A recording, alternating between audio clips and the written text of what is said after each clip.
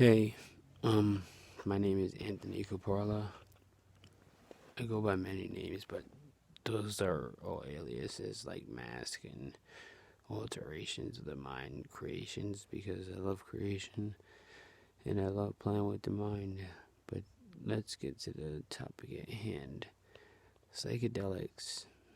Um, Most people think because of the government, these are things that are bad and that they're gonna pollute your mind and drive you crazy and a bunch of other bullshit that they feed you. The thing is that psychedelics, when used in the correct way by people with the right mindset and who have been taught to take it the right way, have been guided, have been programmed, and not programmed as in like what the government does to us or programmed unknowingly, but like you have to station and channel your mind to the right frequency, the right vibration, the right intentions, thoughts, words, actions. All these things are vibrations. You have to tune in, you have to go into it with the right vibration and the right cause, and you will get out of it what you need. And sometimes they would teach you, they're plant teachers. These are called plant teachers. If you look into shamanism, they call them plant teachers. And I believe that's what they are. They're plant teachers. They're on this earth as a teacher. So if you have a bad trip, it's probably because you were in a bad mindset or you needed that bad trip to teach you something and you just don't remember what you learned from it. Or that plant teacher taught you a lesson because it's way more advanced than you think because plants are spiritual. They have spirits and souls. So that plant probably, probably did something to you. Probably put you through a trial or a punishment or something. But everything can be learned from a person that's very wise that I was just talking to that you would never think. Just the average dude on the street. And you would look at him and be like, oh, he's a hippie. This, and that, whatever, judging by his image. You know how, like, we do, because this is what we were taught to do. Judge people by the outside when it's supposed to be the inside. Yeah. Or, like, if you look at the plant, oh, it's beautiful, right? But what's inside of it is more important, especially, like, these psychedelics. It's what's inside of it that's as important or equally or way more important. It's inside of it, like DMT and all these other plants that we haven't discovered. It's chemistry. Everything is chemistry. Freaking the universe is all chemistry. We're made of chemistry. We're all freaking chemicals. We're made of chemicals. Like, come on, people. It's simple. It's not complicated.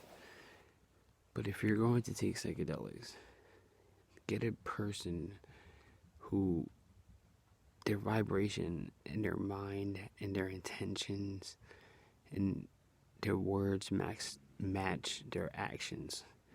Like, basically, your words match your actions, like as if like your shoes match your outfit or your personality matches your outfit. Like, you're wearing who you are. That's what I'm gonna do. I'm gonna do a lot of things to contribute, and the most I can do right now is just give you the knowledge that I learned, and that's from my heart. And I use psychedelics for journeying, for mystical experiences, to open my mind and spirit and take these trips and learn something and develop my soul and develop into a better person, physically, mentally, spiritually, especially spiritually, because that's the most important, even though we need to balance all three. The triangle, and inside is the eye. Now, the triangle, mind, body, soul, or you can put spirit in there, or you can use the star for the elements, which could be the senses, and spirit. There's so many different things, like aspects and concepts to it, and I don't want to get too complicated. I want to make it as simple as possible because it can be complicated, when explaining these type of things, because these things are very complex, but they're simple at the same time. It's basically a paradox, and paradoxes can be tricky, but that's the fun part, figuring out tricky stuff. That's why people do puzzles and mazes, and they do Sudoku or whatever. It's challenging. They do Rubik's Cubes. These are all brain exercises. Psychedelics do brain exercises, spirit exercises, soul exercises, and even physical, because it changes you. Because what changes within radiates outward. What is within will always radiate outside of you, without outside. What's in will always come outside. It will show. If you're like, oh, why do I look like this? You're viewing yourself and you don't think you look good, it's because inside there's something wrong with you. Either you feel broken, or you feel bad or guilty. There's a negative emotion that is making you view yourself this way, whether someone did that to you, implanted it in you, or you did it yourself. But these are things that I've learned from contemplation, and if I didn't ever take any psychotropics, I don't know if I would have got, or psychedelics, entheogens, I don't think I would have ever got to this state. Like Terrence says, the medicine is in the candy, and they don't want you to eat the candy because the system is a con game. And I know all about the system, the control system that the government is in, and that they control us like a circuit, because they got us working like worker bees, doing what? Collecting money, living a life that people have to compete. I'm pretty sure that was not a divine plan. Isn't it about evolution and helping each other and evolving, ascending, becoming better people, teaching people how to improve the earth, the conditions, heal others, assist others, just evolve in all type of ways. Create psychedelic. Let's break that down. Psyche. You know what that means? Mind, mental. So basically they say psychedelic means mental or spirit manifestation. So when you take a psychedelic, it's going to mentally manifest what's inside your mind. So don't blame the drug. Blame the setting. You can blame yourself. You can blame others depending on who you're around, because that definitely plays a part. So that's why if I recommend, if you ever do trip, which I don't suggest for the weak or underdeveloped minds to trip, but some cultures, they do start tripping earlier, but those cultures have been doing it for way longer, so their kids already adapted and mutated, probably to their genes probably developed to the point where they can handle that. As far as our culture, no, this is America. They don't want you awake. Psychedelics awaken you if you use them for the right reasons. You don't use them to get high and laugh and have a good time. Yes, it's a good time to learn and have a mystical experience, have a communion with the divine. These are things that actually bring pleasure when you learn things and you're like, oh my God, I never knew that. Oh my God, I was doing this wrong. Oh my God, this is the solution. These things bring you more pleasure than laughing for 7 hours. You're gonna laugh way harder when you freaking realize that the solution was inside of you the whole time, or you're like, holy crap, I was doing this wrong the whole time. I was living wrong the whole time. It's an awakening thing.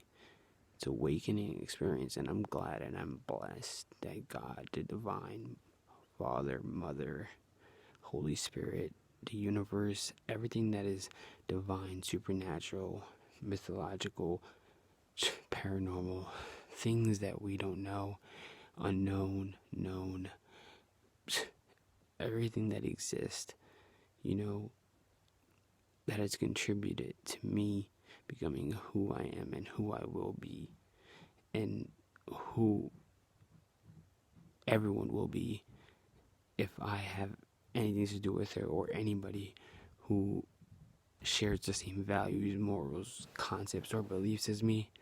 We are going to change the world, and we are going to illuminate and eliminate negativity, and we're going to find a solution to the problems, and we're going to do the work. We're going to do the light work, angelic work, numerology, astrology. There's so many things. Let's see what else. Numerology, astrology, alchemy. Let's see. Spirituality studies, esoteric studies. You definitely need to get into that. Study chemistry. Study the beginnings. Study yourself. Go inside yourself. Meditate, and if you're going to meditate, don't get discouraged, because everyone meditates different, because everyone's mind is different.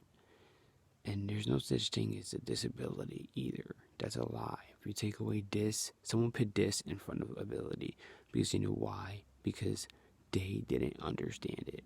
If you take away dis from ability, what does that say? Ability. Am I wrong? No. And I'm not egotistical, because even though I may show signs of ego sometimes, I always try to live humble as I can be. And I hate any part of the ego that is not tolerable, or to a level where it's not offending someone. Because even if it's inside my head, I don't even want that shit in my head, because it's not what I believe and it's not what I think.